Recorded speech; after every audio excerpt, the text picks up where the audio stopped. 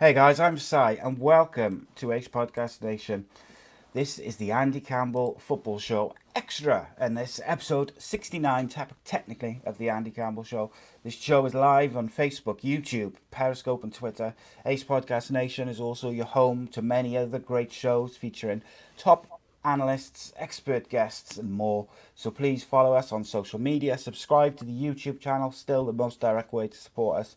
And you can find links and information to all of that in the description below, as well as the post credits at the end of the show. And of course, you can follow the Andy Campbell Shows on all social media at AC Footy Show. So give us a follow on there, and they're solely about the Andy Campbell Show and football. Just while we wait for the chats to fill up on the various platforms, a big thank you to Black Diamond Sports for all their support. Black Diamond Sports is a global sports agency representing sports stars from around the world. For more information, you can visit their social media pages as well as their brand new website. For more information, you can get the links in the description below again, and the closing credits also, as well as our social media pages and bios and etc. And a sponsor for this show, as usual, is Bespoke Financial. Big thank you to them. And we're just going to have a quick word from them before we get going. My mummy and daddy have been talking about life insurance. It sounds like something to protect my brother and me, but I don't really understand. Then my Auntie Louise told mummy about Bespoke Financial Teesside. She said they're a local company who helped her with her life insurance. Mummy got in touch, and because they're based locally, a man called Darren was able to come to our house. He was really friendly. Darren stayed for a cup of tea and made it all really easy to understand. He said that life insurance will protect our home and family if anything bad were to happen. Like if mummy or daddy got sick, then we'd get enough money to take care of us, and our house would be paid for so it wouldn't get taken away. After an hour, Darren said goodbye and mummy and daddy seemed a lot happier. Once it was all sorted, we could all relax and watch a film together as a family. I don't know why they didn't do it sooner.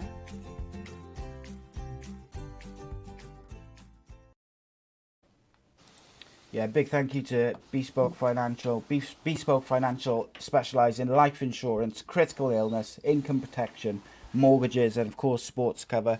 You can get more information at their social media pages, and their links for that are in the description and at the post-credit scenes. So tonight is the last, I believe, of the Andy Campbell Football Show Extra before next week's Championship preview show, which I'm really looking forward to. But I'm also looking forward to tonight's show, because I get a big advocate of academy and junior football.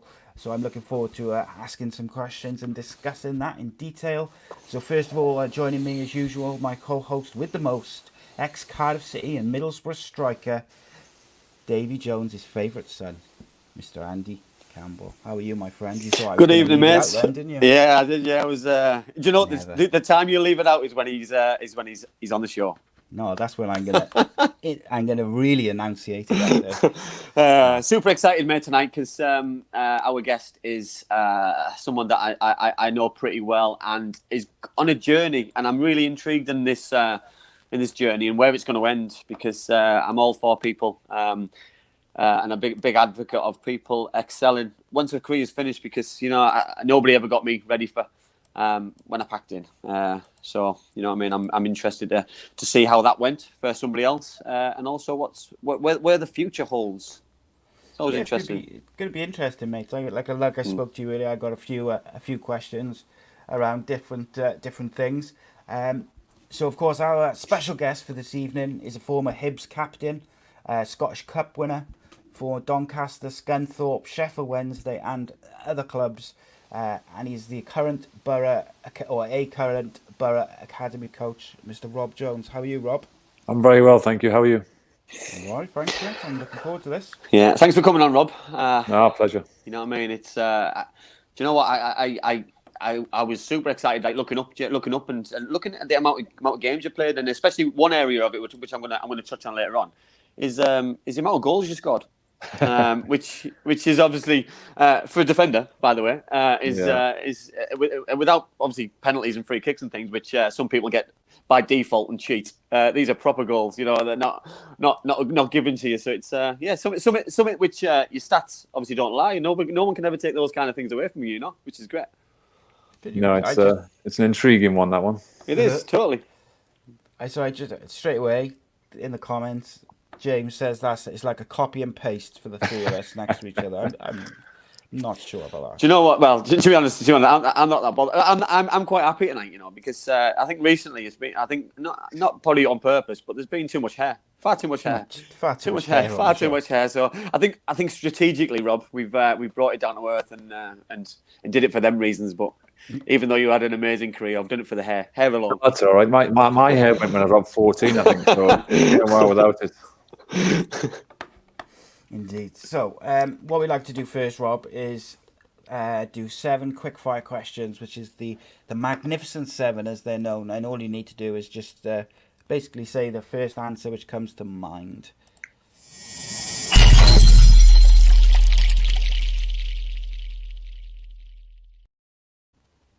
Rob Jones, the Magnificent 7. Messi or Ronaldo? Ronaldo. Who's the heir to the throne of Messi or Ronaldo? Or should I say, who's going to be the next to dominate world football? I'd like to say De Bruyne. Good answer. Nice Angriest teammate? Say that again? Angriest teammate? David Cottrell. Yeah, David, not so long Top ago. guy. Lovely guy, but yeah, very highly strung. Loves a swear word as well, doesn't he? Yeah, very highly strung he was. Best roommate? Paul Keegan. The best English fullback of all time? Ooh. Ashley Cole. Oh, yeah, I like that one. Great answer. The best TV show? Best TV show of all time? I'm a big advocate of grand designs. Do you know what? And we spoke about this, haven't we? You know what I mean? The variation of answers and things, you know, that this is just completely different. Obviously, Rob's obviously an educated man, which is great. You know what I mean? We've had some amazing answers. And bear in mind, by the way, these questions aren't given out to Rob. He's just got to think on the spot. So he hasn't been able to pre-answer those questions. Yeah, indeed. That's it. He's got to just answer, haven't he? And finally, the greatest Englishman of all time. Alan Shearer. Oh, That's a very good answer. it is a strong answer. Strong answer. Very good, very good.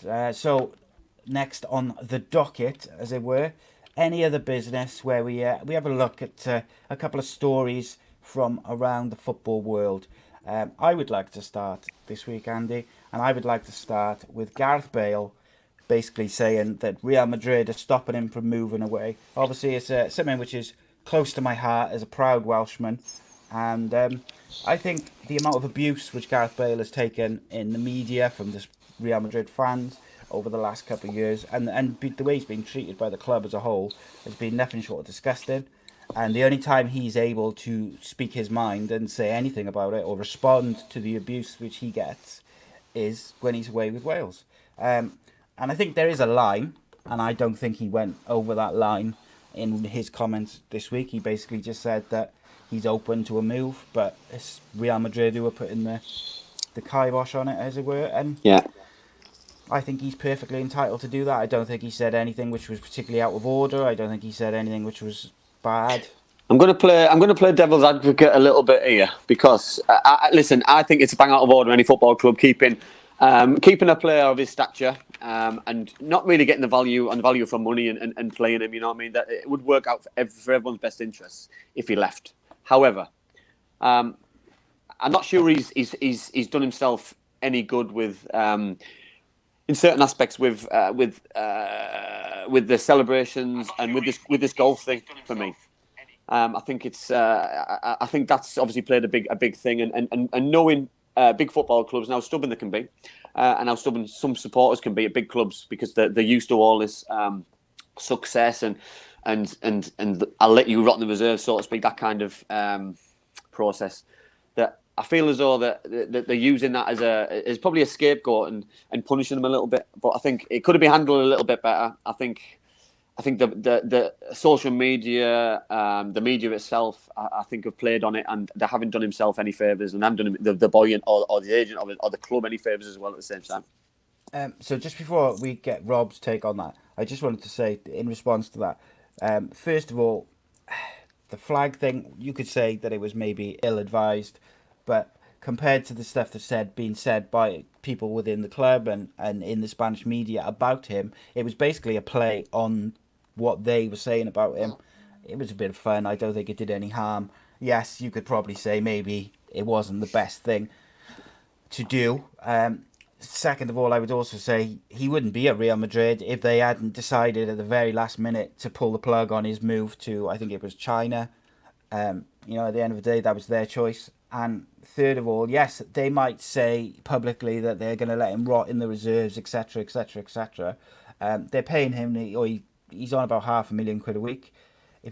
I'm pretty sure, whilst it's not ideal, he's not going to be crying into his cornflakes that he's got to sit out for 12 months. Let's put it in real terms. I wouldn't mind rotting in the reserves on £250,000 a week.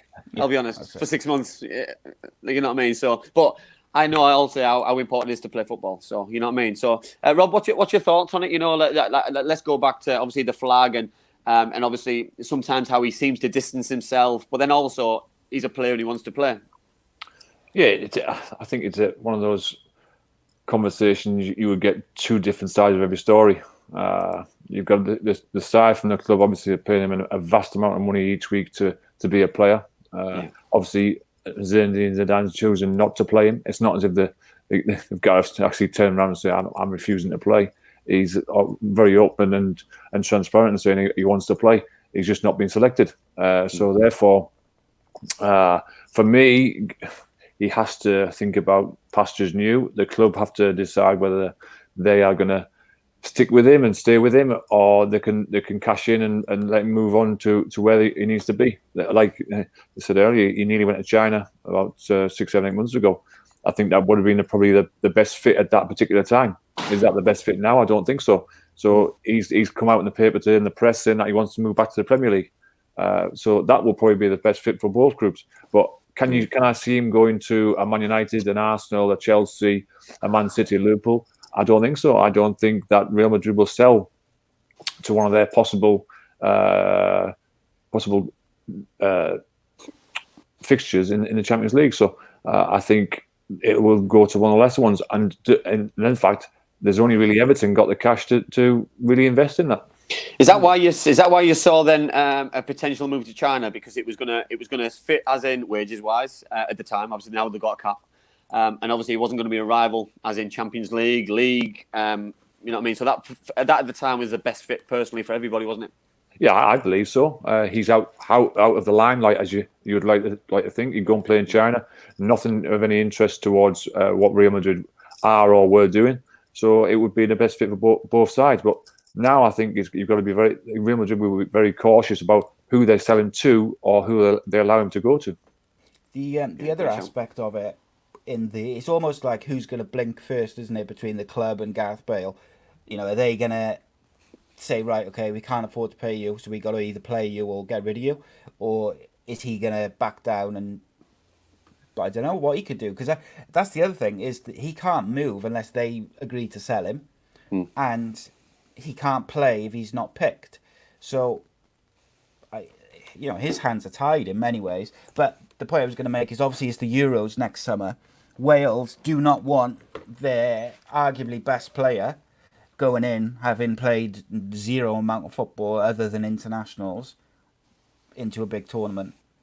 But it's also a business as well, Si. You know what I mean? Football's a business, and Real Madrid are a huge business, and they need every one of their big name players. Let's look at the Champions League final. If it wasn't for Gareth Bale, they wouldn't have won the Champions League. And if he's not fit enough to, he's won, mate. With Real if he wasn't fit for the last one, they wouldn't have won the Champions League. You know what I mean? So if he wasn't match fit, match sharp, he certainly wouldn't have been able to do that over a kick. So they've got to look at the bigger picture for me and see that he's an asset, regardless of upset, regardless of anger, regardless of any other what's going on, out of favour. You know what I mean? That he's annoying people. it doesn't matter for me. You know what I mean? As a manager, you play your best players, and if Zinedine, like Rob said there, if Zinedine Zidane thinks he's his best player, he will play him, because why wouldn't you play your best players? You know what I mean? He sees Benzema as his main number 9, which is his own opinion. He's got Hazard now. It seems very personal, you know what I mean? mate, between Zidane. For some reason, I don't even know why.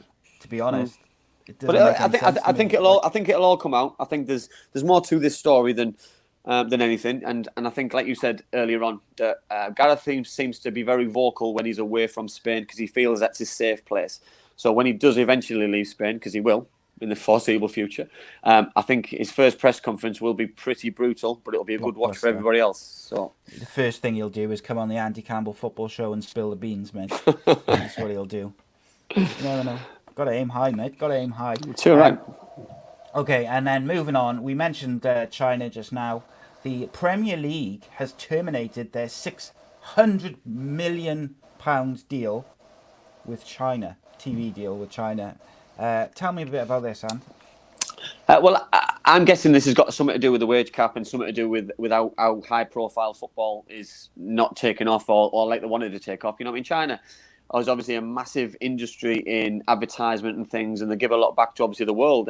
And for the Premier League to stop doing that in a massive country with a huge fan base, support base, is quite extraordinary, really, because it's either is it due to a lockdown? Is it due to COVID-19? Have they not got as much money to I just don't know. I don't know what the reason is behind it. I think it could be a massive step back, because I think we need every country's support. The Premier League is the biggest club biggest business football league in the world.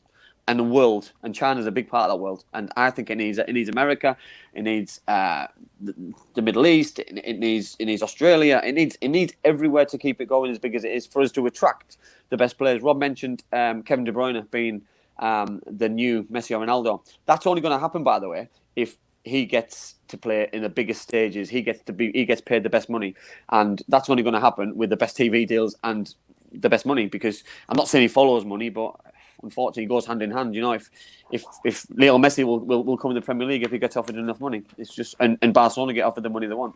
But that can only happen if organisations like the Premier League get the deals in place. Yeah, if the Premier League's not playing in any other country other than outside the, if it's not outside the UK, then a lot of these players don't get the worldwide attention that they do now. Basically, it's interesting though, because China is obviously a market which every business sector is trying to get into. Everyone, whether it's TV, whether it's sport, whether it's wrestling or anything you could think of, every company wants to break into that Chinese market and dominate it for their industry. So I find it fascinating that such a large amount of money is seemingly just terminated out of the blue. Well, obviously, again, things will probably come out, mate. In the there will. Oh, there's more to it. There's more to it than this. You know what I mean? But like, how do global football supporters get to watch these kind of games? You know, that we all want to watch the best games in the world. I'm guessing the Chinese football. You know, I did start watching a little bit of it at the beginning, and watched obviously Hulk, who signed there from, I think it was FC Porto, and Oscar obviously went from Chelsea, and in other the peaks of their careers, mate, as well. And Arnautovic went, you know what I mean, Pell went from Southampton. So I've kept an eye on certain players, but now they've got a wage cap. The players are going to have to come back to Europe, because, you know what I mean, it's not worth the paper it's written on anymore, unfortunately. What are your thoughts there, Rob, on Chinese football in general? Well, I've had I've been twice. So I went in 2004 when I was at Stockport, and we played a few of the Chinese teams that were up and coming, which it wasn't a massive boom as it is now. Yeah. And I was there the back end of last year with the university side to play in a tournament, and it's a completely different world now than it was in 2004. The high-rise buildings, the amount of money, the amount of infrastructure that's in the place is just incredible. So I find it flabbergasting that they cannot fulfil their requirements with the Premier League to pay their quota. I think it was quoted 160 million quid they owe to the Premier League for their first instalment, and for whatever reason, I can't envisage the fact they can't pay it. Yeah, because it's such an enormous country. I think that they're probably choosing not to pay it right now, which again, I couldn't fathom, because the amount of people in China wanting to watch your Man United, your Chelseas, your Arsenals, your Liverpools is incredible, and the want far outstrips the cash available. But there's an underlying thing there, because it's been going on for the last 2 years about the wage cap that's been brought into China. Maybe the Chinese football hasn't kicked off the way the Chinese government and the Chinese FA expected it to. Because I totally agree. They weren't filling stadiums. That's the thing. What was it like? What was it like when you visited playing for Stockport? 'Cause obviously, when teams go over pre-season, it's crazy. It's mayhem. You know what I mean? Obviously, fans want to watch English football, English footballers. It was just school children. That's what it was. So I presume that this is probably their starting market 10, 15 years ago, where they get school children in for free. They come, lessons are finished, they come and watch the game, and they entice them in that way. So they make them want to watch English style football. So in 5, 6, 7, 8 years' time, when they're out working and living on their own, they use all that revenue to go and watch football. And for whatever reason, that hasn't came to the fruition that they expected it to. Nobody wants to play football in a half-full stadium. Nobody. No. But it's like you just said there, though, Rob, that it's the next generation. You know what I mean? That we harp on about our football clubs. You know what I mean? All around the world, we've got various fans who watch this: West Ham, Middlesbrough, Cardiff, etc., Swansea, Leeds. That if it wasn't for the next generation, stadiums won't be full, and they're not going to be full for the foreseeable. You know, because they're the important people to get into. If that's free tickets for kids, like you just say, you know what I mean, or you can bring a child for free. You've got them hooked, and you need to get them hooked, because in 20, 30, 40, 50 years' time, you know what I mean, the football clubs are still going to be here, and the football clubs need the continuation of generation for money, sponsorship, kit sales. You know what I mean? It's constant, and when you have kids, your kids have kids, and the kids have kids, you want them all sort of follow suit and bring their kids, because teams need it, they rely on it. Yeah, 100%. Sorry, I just wanted to circle back up just quickly to Garth Bale. Gaz in the YouTube chat has just made a fascinating little comment. I'm not sure how much stock I put in it, no offence, Gaz, but he says there was a rumour going around London a few weeks back that Bale wanted to finish his career at Cardiff, starting after the Euros, which is why he's happy to sit out this year. I don't think it's a big rumour. It's a massive rumour. There's no way that happens. No. Unless Cardiff are in the Premier League, simply because, and whenever I say that, people say, "Oh, well, Bellamy did it when he was playing for Man City." Bellamy wasn't on £500,000 a week. Yeah. Listen, Si, I think it's. Listen, I'd love to see it. I think it'd be amazing. It'd be for publicity, for where the football club wanted to go. I think it'd be amazing. But for me, there's only a handful of teams who can afford to pay his wages, and even out of love of football, I still can't see somebody dropping that much money in order to go and play for a team you support or anything like that. I just can't. Here's a question for you both then, because Madrid want him out. We've already discussed they don't want to sell him to United, the likes of Inter Milan, anyone who's in the Champions League. Basically, nobody else can afford him. If Cardiff City are in the Championship or they've been promoted to the Premier League, would Real Madrid be willing to pay 3/4 of his wages to get him out of there to go to Cardiff, and then Cardiff have got to find, say, 100 grand a week or 80 grand a week? Is that doable? Because it suits Madrid then, doesn't it? It's not a direct rival, but because they'd have to pay his full wage otherwise anyway. What do you think about that, Rob? I think the biggest factor in this is Gareth Bale himself. I think you can get two clubs to agree. The players still got to agree to go. I know the gentleman come on and said that he's heard a rumour he's going to go to Cardiff, but I think Gareth Bale at this moment in time would see himself at a top 6 club in the Premier League or top 4 club in Italy. So right now, it's irrelevant whether Real Madrid will pay 3/4 of his wages for the rest of his contract and Cardiff would pay 25%, because Gareth Bale's the one that's got to agree to it in the end. I totally agree, Rob. I just think that the lad's a born winner. He's a winner for his national team. He's a winner for his clubs. He's been successful at Spurs, getting Champions League entry. He's been a success at Real Madrid, winning Champions Leagues, winning league titles, winning Copa del Rey's. Why on earth would he want to finish his career on a sour note and not winning something? I'm not saying on a sour note as in escaping relegation, because as a club it'd be a positive. But for him personally, he'll want to win his last game of his career. He's going to want to win the FA Cup or the Champions League or the league title. That's Gareth Bale, the player, the winner. Yeah, 100%, mate. There's no doubt about it. I think the hometown club thing, I think, has only got that appeal if Cardiff are in the Premier League or he's 35, 36 and he's right at the, it's his last season or two. I don't think Gareth Bale's there at the moment, and Cardiff certainly are not. No, I totally agree. I think the Cardiff situation, I can see it happening the team after next. I can see a big club taking him for the next 2 or 3 years, and then him possibly saying, right, that's me, let me give something back to Cardiff, and then he retires and walks away from there. I could see that happening, but I can't see that happening in the next stage. No, I don't see that being his next club unless Cardiff City or a Cardiff City fan wins like 200 million on the lottery, and even then it's probably not enough. Okay, so lastly, I just wanted to, before we move on, so last night I recorded a show with TalkSport contributor and Beyond the Pitch host Phil Brown, who's some of the names he's had on his particular podcast and shows, unbelievable. He's had the Man United assistant manager Michael Carrick and Richard Keys and all these, top names.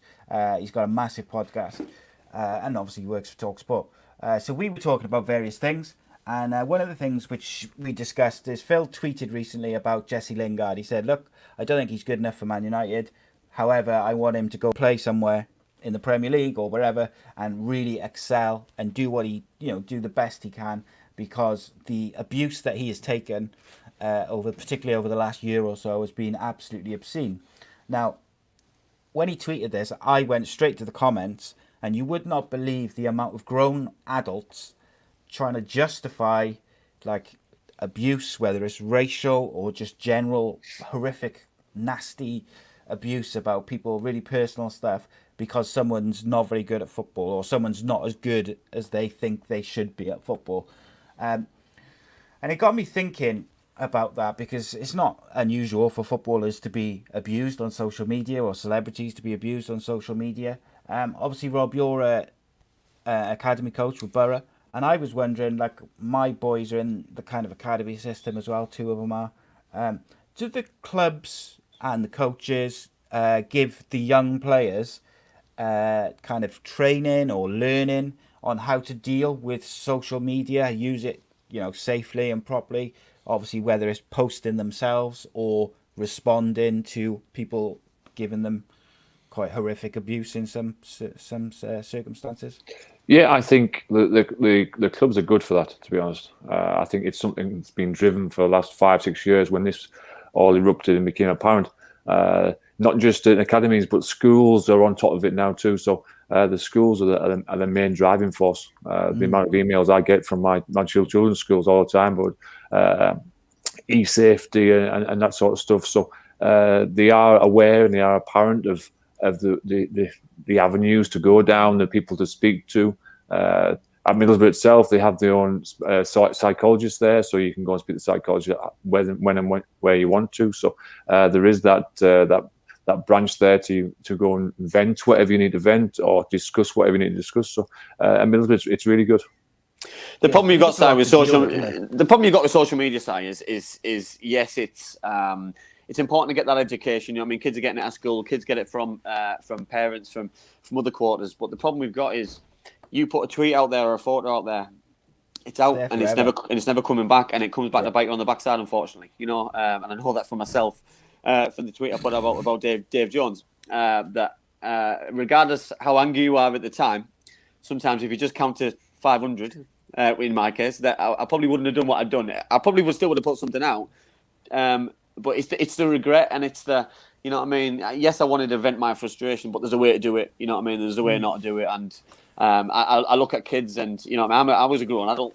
I probably don't act like a grown adult, and I certainly didn't that night. But when kids do it, they do it out of a mistake and out of just maybe showing off or just bad judgment of error. And I feel really sorry, because some young footballers, it comes back and bite them on the backside sometimes a little bit.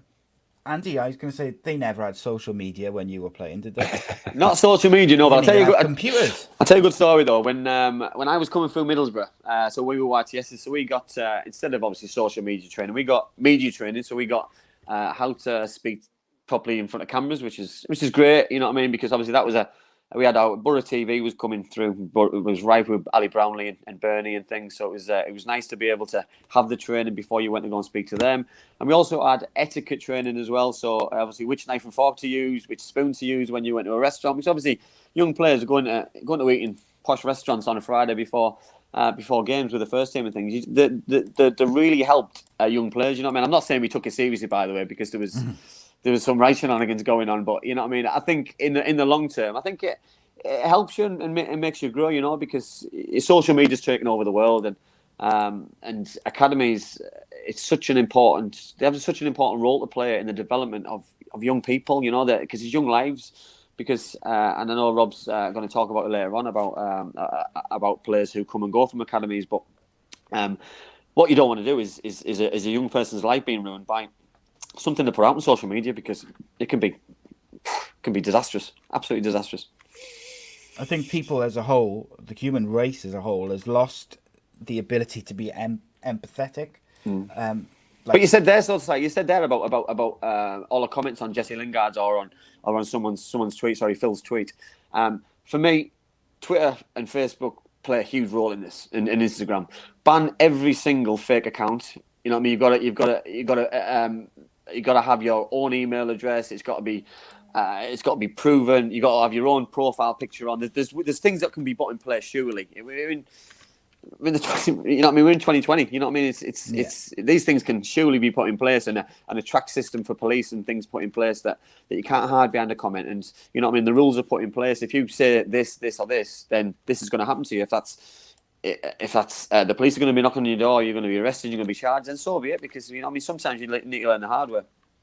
But so, Rob, I think personally, I think that not just the fans and the clubs have got a responsibility. I think the media have a responsibility, because when you look at the way, for instance, Raheem Sterling has been treated by the English media, the way he's been portrayed, some of the things that have been said about him, that stokes it all up. The things the way they portray Paul Pogba. Yes, these players don't help themselves, but the way that the media stokes it up, I think, contributes to the fans, or wouldn't even say fans, but how people on social media think that they can basically say whatever they want.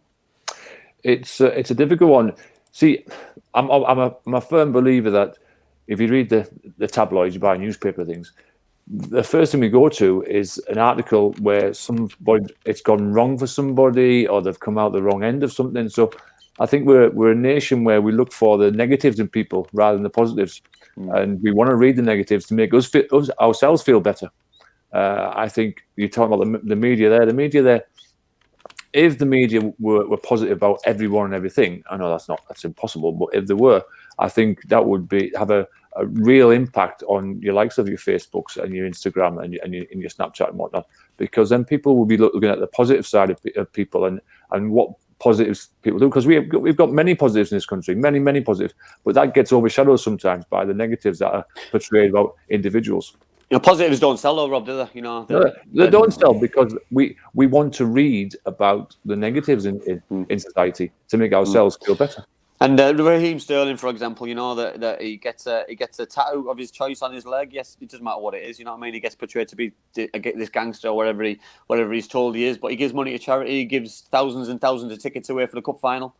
Nothing gets mentioned, you know. But that's not what we want. That's not what sells, is it? Exactly. You know, I mean, the good things aren't what sells, but there's more people involved in that than it is. He's doing things personally to himself, and it annoys me. It annoys me because these people are normal human beings. You know what I mean? Like he's a normal human being. He's a very talented young boy who's got an amazing career, got lots of money, and good luck to him. He deserves everything he gets because of A, the stick he gets, and B, how talented he is. Probably the other way around, but. Up to a few years ago, mate, when he was like in his early 20s, everybody, I think most people thought that he had about 6 kids from different mothers, because that's what had been put around in, or the way it was portrayed in the newspapers and the radio and this, that and the other. And nothing could have been further from the truth. And I think that contributes to the way people view these footballers, particularly the young ones. And I think it's got to be really difficult to deal with. And that was where I was coming from initially, was like the kind of mental health side of it. Like, it's hard enough trying to make it as a young footballer, 16, 17, trying to break in through the academy system into a first team squad at a professional club. And then when you do break into that first team squad, if you had a bad game, you can end up getting hundreds of tweets telling you so. That's got to be really difficult to deal with. And I think in many ways, players these days have got to be mentally stronger than they did perhaps in your day, when you guys were coming through. Like, don't get me wrong, I think in other ways they don't have to be as mentally strong. Like things like chores around the ground. I know, Andy, we've talked about it before with various guests. Like, it's a big bugbear of mine. I think that the youth academy players should still have to clean the boots of the pros and do chores around the ground and things. I think it's a really big part of them growing up and coming through. Where do you stand on that, Rob? Like the players doing the chores and boots and stuff? Well, I think it's a part of the character building and the responsibility. And it gives you that drive. See, for me, I've watched 23s, I've watched under 18s for the last 10, 15 years. And the games, to be honest, some of them bore me because they're slow and methodical and there's nothing really going on. And it's very tactical and very technical.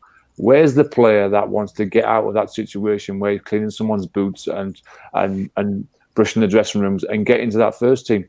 And that, when I was younger, when Andrew was younger, that was the drive. The drive was to get out of where you are into that first team dressing room and stay in there. Where now I believe it's too nicey now. They're paid vast amounts of money to play 23s football. And where's your drive to get out? I think, what was it the last time? Chelsea have so many millionaires that have never played for the first team. It's crazy. Yeah, well, I watched the Youth Cup, and I'm going back about 4 years now. So it was Christensen, the centre half, who has played quite a lot of games last season now. It was 4 years ago. They played West Ham, and they beat them 4-0. It was a very easy game. It was the Youth Cup final. It was on ITV, so the coverage was great. And he was on £40,000 a week, and they named that on ITV. And I was a little bit like, it just makes a mockery of the system, because you've got, you've got a lad on 40 grand a week. When I played in the Youth Cup, I love the Youth Cup. The Youth Cup was always a game in the season that you built your performances up for that game. I was getting paid £37.50. And I love my wages. I love getting paid on a Friday. But like you say, Rob, I wanted to do the best job as in training. I wanted to impress Dave Geddes, who was my youth team coach, Ron Bourne. I wanted to impress the manager by doing well in training. I wanted to impress everybody how good my boots were clean. I wanted to impress how clean my area was, because I was cleaning the changing room. I did everything to try and impress in every way I did. And I believe people look at the bigger picture. They don't just look at, But nowadays, people look at attitude, temperament, skill, the way they play, attitude, work, desire. But when we were younger, they look at the whole package. Has he got the discipline to be a player? You can find that out by is he messing about when he should be doing jobs or cleaning boots? Because the football looks after itself, because the football you do anyway without even thinking about it. It's more about when you're getting paid £37.50, £42.50. You're not doing it for the money. You're doing it because you love the game and it's a hobby, and you can't wait to play on a Saturday, and you want to play in the reserves, like Rob said. You want to get in that first team dressing room. You want to get on the bench and get that experience. You want to play in front of a crowd, because it didn't happen. Reserve team football, Pontins League football, I'll refer back to that. Like lockdown, 0 fans, absolutely no fans at all. Even parents probably didn't even bother coming sometimes, because it was nothing games, because people were. It was either young lads or lads who were there for the wrong reasons, because they were told to play instead of wanting to play. Probably similar now to under 23 football, Rob, sometimes. But I loved it because it gave me a platform to push myself into the first team, and I couldn't get any more of it. I absolutely adored it. Yeah. I think the biggest thing is we as a country should be taking a look at what Jurgen Klopp's done at Liverpool and how he's changed the academy. He's got a structure in there. He's got a wage cap in there for all the younger boys. You get to the first team, there's not a massive, you don't get a massive wage rise straight away. You get an appearance, but you're all on the same money, which I think should be adopted right across the board. I know in League One, League Two now we've got a wage cap. Let's see how that goes on this season and into the next one. The Championship could be becoming a wage cap next year, so that'll be an interesting one too. But the young boys, I think, for me get ruined too early. I think they get too much too early. I think They're pampered too early, and sometimes that drive is taken away from you because you're comfortable in your environment.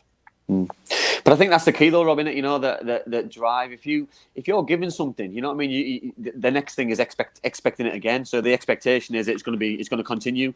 But then when it doesn't continue and it's taken away from you, then you feel as though that somebody owes you it still, and it's not the case, because it's the drop for me as well. You've got lads who drop down from Championship football or Premier League football, and they can drop all the way down to probably step 7, step 8 or further, and they feel as though they're owed something by football, and you know, I mean, they fall by the wayside because of attitude, not ability, by the way. You know what I mean? Because and I've harped on and I've said this, you know what I mean? And I'm not saying it out of sympathy for anything, but it's the truth. And I did an interview the other day for a newspaper that I had technically probably zero talent, you know what I mean? But I had attributes what no one else had. My pace was ridiculous. My attitude was ridiculous.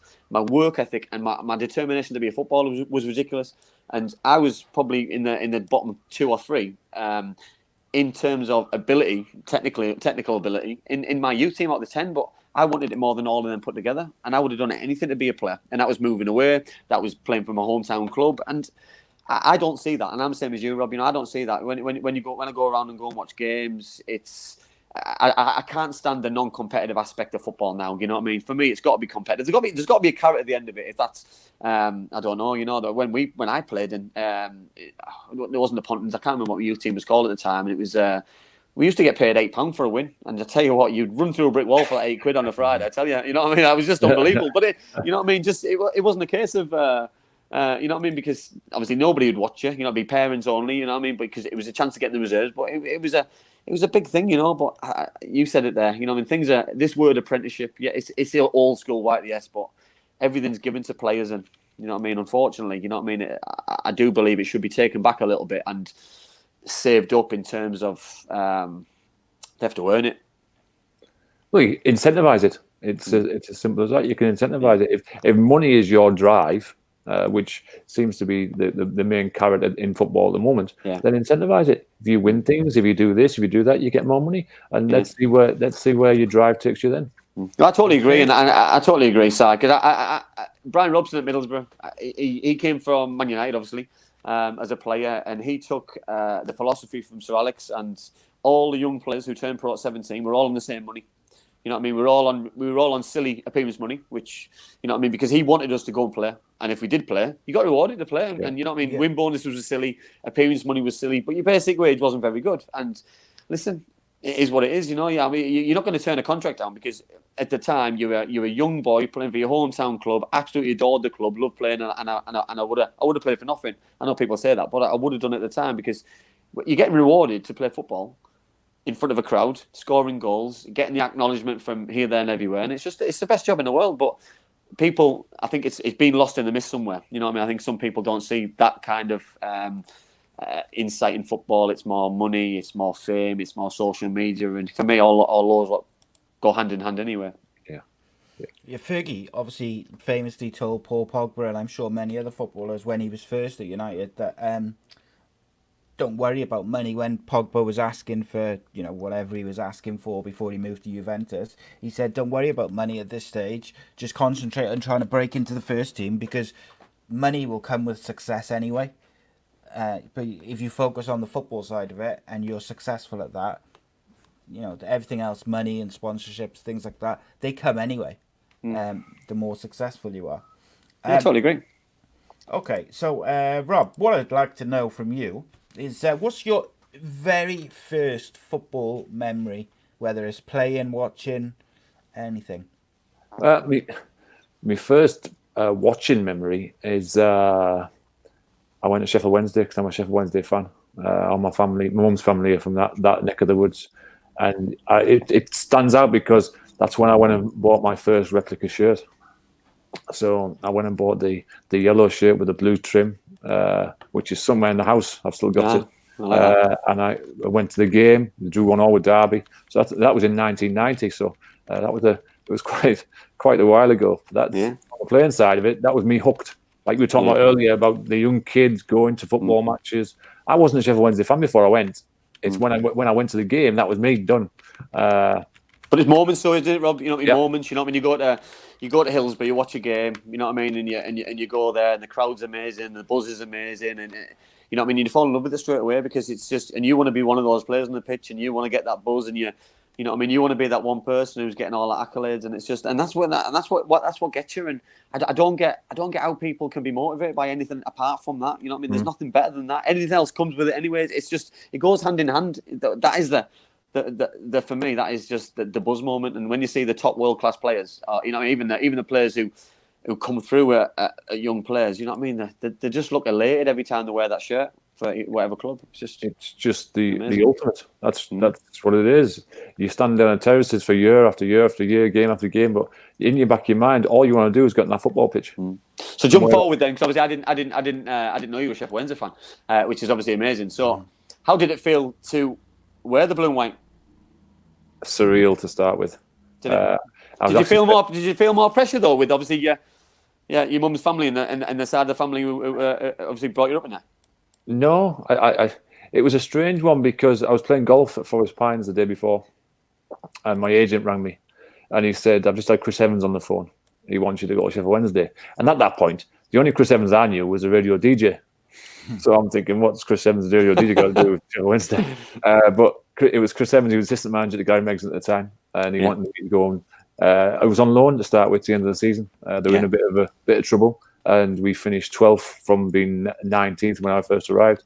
It was surreal the first day. I went upstairs and signed my loan deal, and then I sat in the dressing room, and then it just hit me that my idols have been sat in the same positions that I'm sat in right now, and the stories that they could have told when they're in the dressing room, all that sort of stuff. So it didn't ever put you on the level pegging to them, but it put you in a position that they had been in. So from that point, it was surreal. Pressure wise, no, I've never really put myself under any pressure at all. I'm mentally strong enough to say, listen, you're here for a reason, and the reasons are A, B, C, D, and E. So don't put any added extra pressure on yourself, because playing in front of that kind of stadium and expectation is big enough as it is. But then to put added pressure on yourself because of family ties and whatnot is something that, for me, it just wasn't a route to go down. So it was just surreal at the time. It's a huge football club, wasn't it? You know, that everything about it, the fan base, the size of the ground, the stadium, the training ground. You know what I mean? There's one training ground I used to go to, and I'd be buzzing for the 2.5 hour journey, because you just know you're playing on the carpet every game, because it was just amazing. Everything about the place. The club's enormous, absolutely enormous. And hopefully it jumps up this season and goes back to where it really rightfully belongs. But no, when that place is full, there's no better place to be. Yeah, no, I totally agree. So obviously, then going back on ourselves a little bit. So I want to talk to you about getting a break in football. So obviously, you played a lot of part-time football, obviously to start off with. So how important was that in your football education, as in playing? Because obviously playing as a young boy, playing against men, because that's basically you going into men's football, and a lot of people see that as a negative and don't want to do it. And I'm not sure why, because you know what I mean. It's a fast way of learning, but I can understand that it can be a little bit daunting. But how important was that in your education? Well, going right back, a 12-year-old, I got the opportunity to either sign schoolboys for York City or for Nottingham Forest. I chose York City to work with a guy called Ricky Sprazier, who was fantastic. Ricky, he left and went to Man United at the time. United, he was one of Fergie's assistants, wasn't he? And I got another coach who, for want of a better word, liked the local boys and not so much the ones that were travelling from afar. So I didn't play. I'd train every Friday night, straight after school, get home at 10 o'clock on a Friday, go back on a Sunday morning and spend 10 minutes on the pitch and watch the rest of it. And for me, that wasn't football. That's not what I signed up for. Yeah. So I'd probably done that for about 3 months, and without telling anybody, without discussing with anybody, I called the club and I asked to be released. And people were probably looking at it to say, "Are you for real? You're at a professional football club. You're playing football. Why are you being released?" I got released because I fell out of love with just standing and watching other people play football, and I just wanted to play football. And it's crazy to think, but it's probably the best thing I ever did, because I then went and played local pub football which is on a Saturday afternoon. I played for Former Hibs Club, and I got to play, like you said, against men, and not just men who were just there for the fun and the chat, but men who wanted to win football matches. And men who wanted to hurt you as well. You know, of course they did. That's their job. Yeah, and the men that wanted to win games, and it meant so much to them. They'd worked all week, and the Saturday was their release. And it was a massive, massive wake-up call very quickly. I was playing against teams, against Dormanstown and things like that. So it was, you either sink or swim. It's as simple as that. And thankfully, I had two. I had a guy called Peter Burton, who was the coach and player at the time, centre-half, as hard as you like.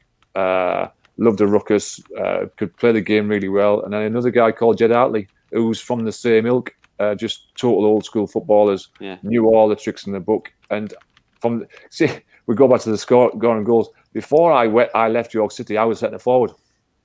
Oh, there we go. That's where I played. You're giving it away.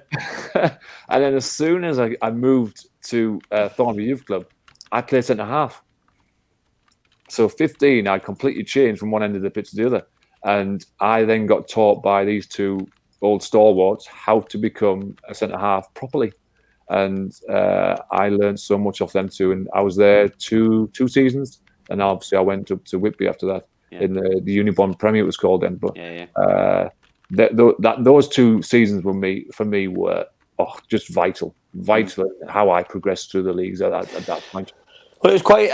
When I was at Middlesbrough, we had in my first year at YTS. I'm the second year at YTS. We had 2 teams which ran simultaneously on a Saturday. So we had a team in the youth league which played Darlington, Hartlepool, York, Sunderland, etc., Leeds United, and then we had another team in the Northern Alliance, which is, I think, it's probably a league below. It's probably similar to Wearside League now, and we would play against West Allotment Celtic. I know they're obviously in the Northern League now, but. And you would play against men who would, especially centre-halves, full-backs, who would want to hurt you because you're playing against a 16-year-old kid who plays for Middlesbrough, who's going to be quicker than you. So the only way that he's not going to get past me is by kicking him. Yeah, I grew up so much in a real short space of time just by playing probably a couple of games simultaneously in a couple of weeks, and I just thought it was such a good education, such a good idea from the club to have young boys playing in that kind of league because. You know what I mean? There was games that we found it really easy, passing balls and finding triangles and getting the best of these older players. And then there was other games where we got bullied and we got heavily beaten because we were shy, young whippersnappers who got dominated by inexperienced players. And for me, it was just it was a great education and something which probably held me in good stem for later on in my football life and. Especially when I went semi-pro later on, and obviously still playing now. That it's nice to have that understanding of various leagues because you know what I mean. Footballers aren't all nice where they go on that pitch and don't want to hurt you. You know what I mean. Some footballers are brutal that they go on the pitch intentionally wanting to win a game and won't stand in anyone's way to get 3 points, which I really like, to be honest. Yeah, I remember playing when I was 15 against 35, 36-year-old men. And I'd win a header or I'd win a tackle. And as soon as he'd done that, they'd got up and they'd say to you, do that again, and I'm going to really hurt you. And they actually meant it. Yeah. So again, you had 2 choices. You either give them the ball or you do it to them again. And it's just a football education, I call it. Yeah. And again, you either rise to it or you disappear. I totally agree, and it's so important though, saying it because we spoke about this, haven't we? And spoke about how important it is for young people to understand that it's not just about I mean, you could go through an academy life, you could play 12s, 13s, 14s, 15s, 16s, 18s, 23s, and you haven't played a competitive game, and then all of a sudden you could get to 19, 20-year-olds. Not play a competitive game and then get thrown into a step 6, 7, 5, 4, whatever step it is, a competitive game and be lost in the moment. And I don't think it's fair because they haven't been given the right education and the right opportunity to succeed. And I feel sorry for those kind of players because you can spot them a mile off as well. They want the ball, they're neat and tidy on the ball, but they haven't got the competitive edge or it doesn't matter if they win, lose or draw. But for me, listen, it's not always about being 7, 8, 9, 10 out of 10 each week. It's about getting the result. And if I had to sacrifice my sometimes playing badly, and not getting the ball, but the team winning and me keeping me shape, I'm all for it because for me the team is the only issue and the only way forward. Yeah, I agree. 100%. Even in Wales, the kids are not allowed to play any competitive football. There's no leagues or anything like that until I think it's under 12s, maybe even under 13s. So, or every game is basically classed as a friendly. Now, I understand why, particularly at like grassroots junior level, because they don't want the kids focusing on winning. They want them to develop technically, etc., and they want all the various reasons. However, I think competitive football from that side is also important. So a quick example I'll give is my youngest boy's team the season before last barely won a game from September to Christmas, and then after Christmas they pretty much won every game, or they didn't lose very many. So if they'd had some sort of, say, an online league to look at, they would have seen that at Christmas, we're down the bottom. By the end of the season, look how much we've improved as a team. We're right at the top. And I think that would have been very good for them. I understand the reasons why they don't do it, but it's a shame because even even at academy level, they don't play in leagues until a certain age, which is ludicrous to me. I got to be honest. And the thing is, it's just about progression, isn't it? And about getting you ready for a certain time in your career, really. You know what I mean? And I'll now move on, Rob. To you obviously got a break at Gateshead. Gateshead give you an opportunity to play. And if the stats are correct, by the way, which I'm hoping they are, that it was your most prolific time as a goal scorer from the centre half in your life. And to be fair, and I was on about goals earlier on and stats and things. And you mentioned there about being a centre forward. With being a centre forward, did it help you then when you did get those moments? I'm guessing from set pieces, or when you found yourself in the box on a gallivanting run, did it give you that composure to put the ball in the net? Well, being 6'7", it makes it easier, doesn't it? A little bit easier. I've never had that luxury, and I hated heading the ball. I loved heading the ball. I think for me, not just in the opposition box, but in our box too, because it gave me an insight, and I was already basically brain taught about the movements of a striker because I'd been a striker since I was 15. So I really already knew where he was going to go or what he wanted to do before he knew, which helped me on the defensive point because I was already there. But no, I think the fact that at Gateshead I got 12 in one season, which is the most. I'd done that in my career in 1 year. But I've said it all along. I've said it in interviews. I've said it in individuals. I'll never shy away from wanting to score goals, and it's like yourself. It's a euphoric moment that no matter who you score for or when you score or what it means, it's special. And I just love getting on the end of crosses, off free kicks, off corners, and the slap from the forehead and the ball going in the goal, and it's a great noise and a great feeling. Did the expectation follow you throughout your career then about scoring goals? So did people expect them? The fans expect, coaches expect, and use set pieces as an avenue to get Rob on the end of it, aim for Rob. You know what I mean? Make runs, create space for Rob to go and attack the ball. Yeah, I think it was a tactic that we really adhered towards. Not so much at Stockport and Grimsby, but as I then went off to Hibs after that, it become more of a focus for set pieces, either for me to go and attack the ball and look to score myself, or me to go and win it at the far stick to bring it back across for the on-running striker or midfielder. So it was more of a tactic for the team as a whole, not just for me, but for the team as a whole. But then I went to Doncaster, and Dean Saunders really, every set piece was give it to Rob, give it to Rob, give it to Rob, give it to Rob, give it to Rob, and it was all set up that way. And talk about David Cottrell, my first season at Doncaster, I think Cots supplied every set piece for my goals that season, and I think I got 9. So when you've got people like Cots, when you've got people like Cops, James Coppinger putting balls in the box, and that's just a name too, by the way, and obviously a very talented squad, because it must make it easy for a centre half or a big centre forward or anybody attacking the ball, really, when players like that are putting balls in good areas. Well, you'll know yourself, if you've got a good winger who's going to put the ball in an area time and time again, it makes your life easier because you know when it's coming. And it was no different for me. whenever I went forward for a set piece or a corner, I knew where it was getting put. And you talk about Cops and Cots there.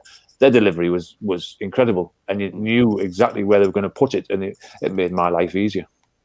Yeah, we've got James on the show on Monday, so I'll ask him about how good you were, how many chances you missed, basically. So, how many goals you set your ups, how much you owe him. But no, you mentioned Hibs just then. I'm not gonna obviously mention all the clubs, but you mentioned Hibs, and I know you were there a couple of weeks ago for the Aberdeen game. I seen it on I think was it Hibs TV, or is that what I did a bit of Sky, and I did Hibs TV. Hibs TV. So yeah, I seen that, and I've seen some lovely comments from various supporters. Obviously, you made a massive impression up in Scotland. You know, I played up there. I know the standard really well. Obviously, the big games are massive. You know, obviously playing for Hibs, you're normally in the top half of the split as well, which is obviously great because the games become bigger and bigger all the way through the season. I wasn't fortunate enough at the time I played for Dunfermline that when we hit the split, we were in the bottom half, which the games towards the end of the season were all horrible games and relegation battles. But how did you enjoy your time up north of the border? It was special, for a better word. It's a place that whenever I go back now, I try and go back 2 or 3 times a year, and it's just such a special place. I'd like to think that I gave so much to that club, and I gained so much from that club. It was a club that really I went up there as an unknown, just an English centre half. No one really knew who I was, and thankfully to Hibs, I came back down south as someone who was more of a household name than when he first went up there. But the supporters were brilliant with me, and they were great from start to finish. They could have waited to see what I did, but I think throughout my career I got along with the vast majority of supporters because, like you said earlier, and I think you did yourself a bit of a disservice. I was not the most technically gifted footballer in the world. I was not the most pleasing on the eye footballer in the world. But what I did do is I would run and I would tackle and I would fight people and I'd do everything I possibly could to enable my team to win. And I think that's what endears you to supporters because they know that your heart's on your sleeve, as you like to say, and you want to win as much as they do. And one thing about obviously Hibs is and Hearts, by the way, because obviously the city's huge for football. You know what I mean? They're very passionate. They love the football. They turn up in the droves, and that's not for the Old Firm games, by the way. They turn up all the time, and it's. I lived in Edinburgh when I was there. It was a lovely place to live. I got to go to various games for both Hearts and Hibs, and I'm a massive advocate for Scottish football, and I think sometimes it doesn't get the publicity and the accolades and the praise it gets because obviously lads move down south more often than not, and unfortunately doesn't get the credit it needs really, or should get. No. The game I was at for the weekend was a really good game. Lots of tempo, lots of good players on show. It finished 1-0 with a penalty, but that doesn't do the game justice. There was some really good play. And it surprised me, to be honest. I'd not been at a game since last November, so I'd been out of it a little while. But it was a really good game, and there's some. You got your Celtic, you got your Rangers, you got your Aberdeen. Obviously, Hearts went down, which is not great for the SPL itself. But the Hibs fans will be delighted with that fact. But there's some big clubs up there. There is some big clubs up there, and like you say, it's not really. Brought to the fore when you're in England. It's not talked about the way it should be because it should be. Maybe somewhere down the line that they create this intercontinental cup game and things like that because I think they started last year with a few teams from Aberdeen and whatnot that do showcase Scottish football much more than they have done because it needs showcasing because there's some big clubs up there and there's some very good players. So, Rob, we had a question from the chat from James Costley, who asked, what's the biggest difference between playing in the Scottish League and the English League? The relentless amount of games. I did 3 years up with Scotland, and unless you were really moving along in the cup competitions or playing in Europe, you very rarely played midweek. It wouldn't be very often. It would be Saturday to Saturday or Saturday Monday and that sort of stuff. But then when I first came back down and I went to play in the Championship with Scunthorpe, it was Saturday, Tuesday, Saturday, Tuesday, Saturday, Tuesday, Saturday, Tuesday. And I'm being honest, and I've said it to many people, I struggled to recover. I did struggle to recover because my body wasn't ready for the play, rest, recover, play, rest, recover, play, rest, recover. So that's probably the biggest difference between Scottish football and the English football. Down here, it's just game after game after game after game, and if you're struggling to recover, you will struggle. Another question, sorry, and which someone sent in, which it's an absolutely fascinating question, which I've never actually heard anyone ask. Gaz asked in the YouTube chat, would you like to see the League Cups in England and Scotland combined with the winner of the tour of the cup getting a Champions League spot to make the League Cup more important and worthwhile to everyone? Interesting. Yeah, pick the bones out of that one. Yeah, I don't know where to start with that. And you go first, mate. It's a difficult one, isn't it? It's a lot of games. Yeah, it is, and especially now, you know what I mean. They're trying to cut the amount of games which are being played. So in order to do that now, it's at the minute it's an impossibility to start. It could replace pre-season friendlies though. I know. Well, they could, but then the lads would have to come back even earlier for pre-season because these are competitive games. Because it makes a mockery if it's a competitive game if you can use 7 or 8 subs because the game becomes disjointed. And we harped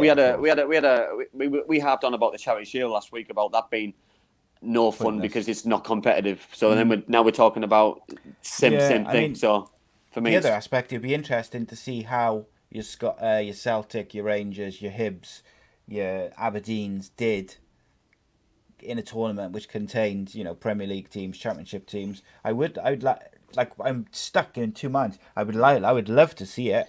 Well, they did one with Wales. They did one with, because when Craig Harrison was manager at TNS, they did. They had Irish teams in it. They had low league Scottish teams in it. The Welsh Premier League teams were in it because I'm sure they got beaten a final by a Scottish team. I think it was Queen of the South won it. I think they were doing it doing along those lines last year. I'm sure there was something last year they were doing. The Iron Brew. I'm sure it was the Iron Brew Cup. I'm sure that was what it was. Yeah, it was the Iron Brew Cup. Which by the way, that is the best name ever for a cup. We harp on about the Milk Cup. It is, but the Coca-Cola Cup and the Iron Brew Cup are the 2 best names ever for cup competitions, bar none. But hey ho. But no, I think. Listen, in reality, it's not going to work. But you know what I mean, as a pipe dream, on paper. Of course it is. But it's difficult. Well, it's difficult as well if there's a major tournament in the summer as well because you're on about letting players rest and recover before they go on to a tournament. But you're on about starting the season earlier, potentially finishing the season later. So when they're going to get a rest because we still need to play by the way in the winter because Christmas is the best time ever to watch football and play football. So for me, everything's got to stay. Limited it to like Premier League and Championship from each. I don't know. There's I don't think you can. Ending, yeah, I don't think you can. Rob, I'm not going to obviously. We just touched on there about Stoke and obviously, Scunthorpe and struggling. Obviously with the amount of games. Obviously we touched on Sheffield Wednesday a little bit. I'd like to touch on Doncaster a little bit before we look into what your future plans and aspirations are and stuff. But obviously had some really successful years at Doncaster, and obviously enjoyed your football and played with some very good players, and obviously played under obviously good managers. You know what I mean? So tell us about your time there and how enjoyable it was. No, Doncaster was great for me. Obviously, it came about because Sheffield Wednesday had come second in the League One, so they got promoted. Dave Jones came in and took over, and I was made surplus to requirements. Dave Jones, nightmare, isn't he? See, bad man. I'm not saying anything. I'm keeping quiet on that one. Sorry, tweet it later. I'll retweet it. So I was made surplus requirements. I could have sat in the reserves all season and picked up my money, but that's not me. For me, my philosophy is, if there's a Saturday, there's a game on and you're not playing, that's a Saturday you'll never get back. So I just wanted to play. And I was away in Portugal. I was actually with the first team in Portugal, just doing a bit of pre-season, and I got a phone call from Dean asking me if I'd like to go there. The club, Sheffield Wednesday, said, yes, that's fine. So agreement was made between me and the club, and I moved on. Dean was magnificent for me. He was brilliant for me. He, like I said earlier, it made me the focus of everything that went on there. He made me captain the first day I went in, which I'd been there before and it hadn't worked at Scunthorpe, but that's a different story altogether. But when we went at Doncaster, the captain had left at the time, and it just fit. It just fit, and it's probably that season probably the best individually that I played in my whole career.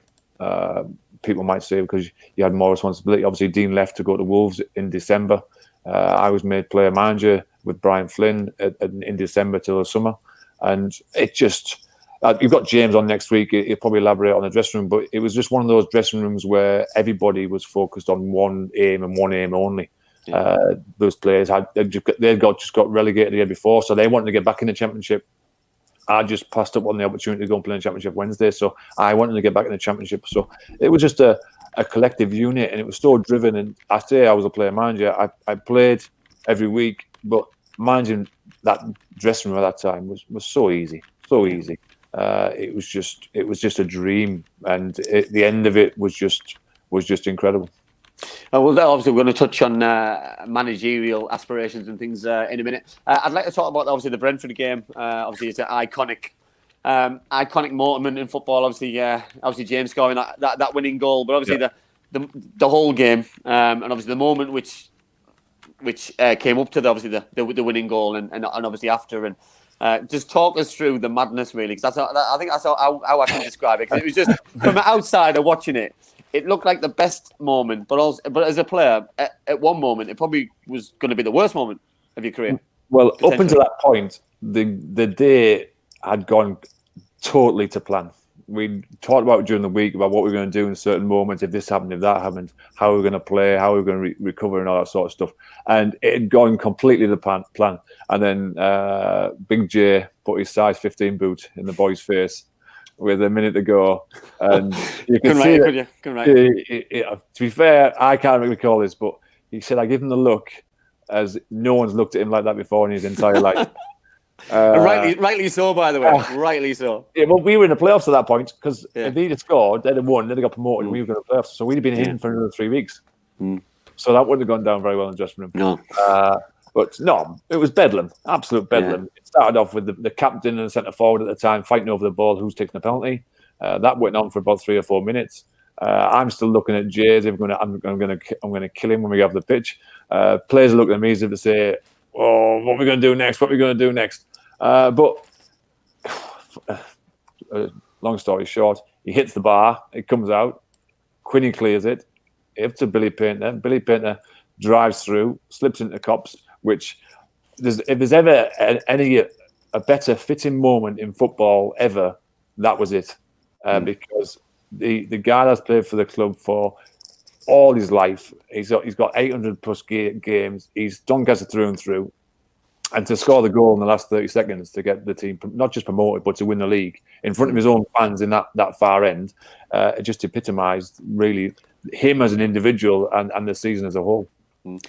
Are you surprised how bad Brentford's defending was in terms of they had a penalty, but then they were wide open? Can you get your head round because I've watched it a couple of times, and I've watched it from different points of view, and I've watched it from if Brentford scored the penalty, then we're all there to celebrate, which is great. But he didn't score, and you look absolutely stupid now because you've no, it was crazy because I've got the aerial picture of Billy Painter just about to receive the ball on the halfway line. Because someone's just come up there. Billy Painter was sat in the dugout. As the penalty was being taken, Billy Painter was sat in the dugout with his head in his hands. And then he got thrown back on the pitch as it hit the bar. And then he receives the ball. But it was 2v1. That's amazing. I know. It's just... And I don't know. Brentford obviously must have thought, right, here we go. We'll score, win 1-0. We're all happy. There we go. But the picture that I've got is their players are just on their knees in the middle of the pitch. It's a goalkeeper, Billy Painter and Cops. So, flabbergasting really when there's that much at stake. But then they had to win the game. A draw would have sufficed for us, so it would have been fine. When I describe it as madness, I think that's probably an understatement because if that had gone the other way, Yeah. Obviously, we're talking about you're talking about a different occasion. You're watching everything what you did. You know what I mean? And that would have been such a put a negative swing on it, because then you've got to get yourselves mentally, physically prepared for, like you say, another potentially 3 weeks. Yeah. Which is just not the nicest of feeling, especially if it doesn't go the way that you want it to go. It's not great at all, is it? Right. Obviously, I'm conscious on time. Obviously, I know you went to Hartlepool, and apologies to Hartlepool fans if you expected me to talk about it. But I want to go into your future aspirations, Rob, because I'm, you know what I mean, I'm very conscious that, you know what I mean, what you want to try and achieve in your life, and obviously I want to try and publicise that and trying to help you out as much as we can, because, you know, you've got your dreams and aspirations, and so do you want to tell everybody what Rob Jones's philosophy is, what his dreams and aspirations are for the future? To be fair, all the way along, I've wanted to become a coach, a manager of some capacity, and that's something that will probably never go away from me. I had the little snippet at Doncaster where I was player manager, which whetted the appetite enormously. Is that what it did? Did it get your mouth watering to what was ready for the future? See, I like being in control. So at that point, I was in control, and I like all not the pressure, because I was saying earlier, I don't like pressure. I don't do pressure, but I like people that need answers, and I've got answers for them. If you know what I'm saying. Yeah. And I like to make decisions, the right decisions for each individual, and all that sort of stuff. So yeah, that did whet the appetite at that time, and it was because it went so well. I think sometimes you can get blinkered to the fact that this is what I'll do from now on in and continue. But it didn't happen that way. But in the future, no one knows what the future is going to hold for Rob Jones or for anybody. But for me, I would just love the opportunity again to go back into a club, whether that's an 18s, a 23s, a manager, assistant manager, and see where that actually takes me. I coach not because it's good for me. I coach because I think I have an awful lot of knowledge and experience to pass on to the next individual. And I want those who I coach to have the opportunities I had. That's the reason I coach. I don't coach for the money. I don't coach for the prestige. I don't coach because that's what I want to do because I'm selfish. It's not that at all. I coach because I want others to take on board what all my experiences, my knowledge and move it on and give them the opportunities. And how important that is that though, Rob? You know what I mean? That you know what I mean? You see a lot of people who do coach and are quite stubborn in the way that they do things because it's got to be about them. So how important is it for your side that you do it for the love and do it for other people to try and improve and try and develop other people as well as yourself at the same time? It's massively important. I will continue to learn about coaching for the rest of my life. And that's just how it will be. You go away and you analyse your sessions and your whatnot. You do your CPD events. You go and listen to people. You go and read books and all that sort of stuff. But if you have the opportunity to influence someone else's life in a positive manner, isn't that good enough for anybody? It's good enough for me by any stretch of the imagination. Whether that's a kid that's going to become a professional footballer, he's going to play for his country, he's going to play for his boyhood team, doesn't matter. Whether that kid plays grassroots football and he grows in confidence and he grows in stature and he becomes more at one with himself, that's all I do it for. If you look down the end of the line when you become a manager. Yes, you've got to win games. I understand that, but football now is about man management. And I think going back on what I've just said, I have that in abundance. I understand individuals. I understand what they want. I understand what they require. And the journey from coaching under 12s at Grimsby right the way through every level has given me that opportunity to understand that side of it. Does it help as well that because we went back to obviously on your journey? Does it help that you've played at every level? You played non-league football. You've played obviously junior football. Do you think it helps that you've had a broad understanding at every level to pass that knowledge on to other people? I think so, because a lot of the times I've already been there and I've already sampled it, or I know somebody who's been there and sampled it. And sometimes it's great, and sometimes it's not very nice. Yeah. We've all been in a position where we think football is just rosy and it's on rose-tinted glasses and things. It's not, because it can be difficult at times, and it can be tough at times, and it can be lonely at times. And I've been in every one of those positions. Throughout my career, I had 12 operations, and I had to recover from them. So the mindset had to be different and had to be nurtured. But it's one of those where you look at where you've been, what you've done, because I never allowed myself to really look at what I've achieved as a footballer until I retired. Because I go back to what I was saying earlier about I wasn't the most gifted footballer in the world, but I had to work hard and I had to make sure everything was correct, everything was laid out, everything was organised. I knew exactly what my role was, what blah, blah, blah, blah. So I was so focused, so driven in the football side of it, and I never allowed myself to reflect on the last game because I knew there's another one coming. So from that side of it, for me, I just want the opportunity to pass on my knowledge. I have a playing style, I have philosophy, I have thousands of sessions that I've created myself. I don't copy people, I just do my own thing because I think I understand that what players actually need, what players want, and what they like. You talk about philosophy there, so how important is that, having your own individual philosophy?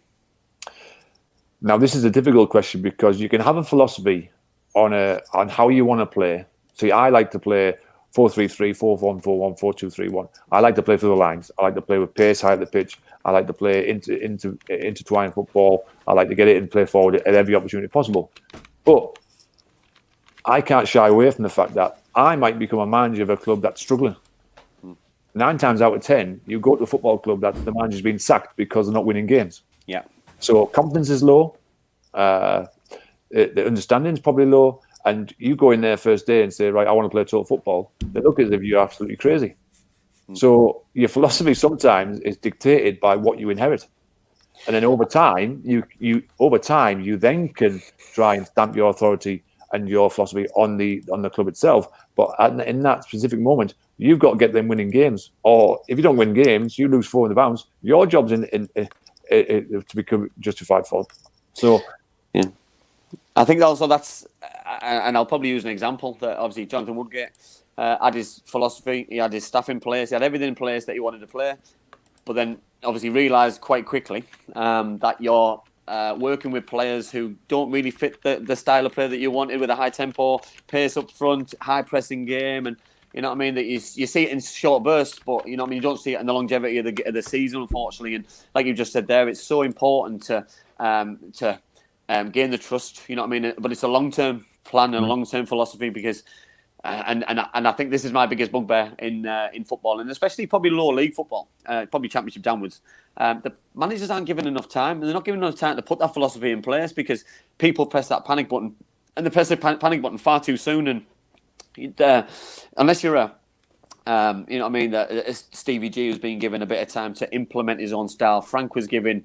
To be fair, Frank did a decent job at Derby, but then obviously got an amazing job next progression. Obviously, JT is obviously working as an assistant manager or coach, or whatever his job title is at Villa. But it's nice that these people are getting an opportunity. But I think there's other young coaches who haven't played at the very top, who are better equipped to go into these kind of places, but don't get the opportunities. And I feel that there's enough clubs for young coaches to be given a role under an experienced manager, if that's the case, or just be thrown in the deep end if they're ready and they want it, because not everyone will take it if they get offered it. But if someone's ready like yourself and are keen for it and have got ideas, philosophies, people who they want to work with in place, then for me, I'm a big advocate of just give somebody the opportunity. No, it's one of those ones where I go through my life and I say to myself, don't answer your own questions. And I would say that to most chairmen, owners, technical directors, sporting directors. Please don't answer your own questions. If you want to give a young coach the opportunity at your club, then allow him to do that. Don't say, well, he's not ready, or he's not old enough, or he's not this, not that. How are you going to know unless you give these people the opportunity?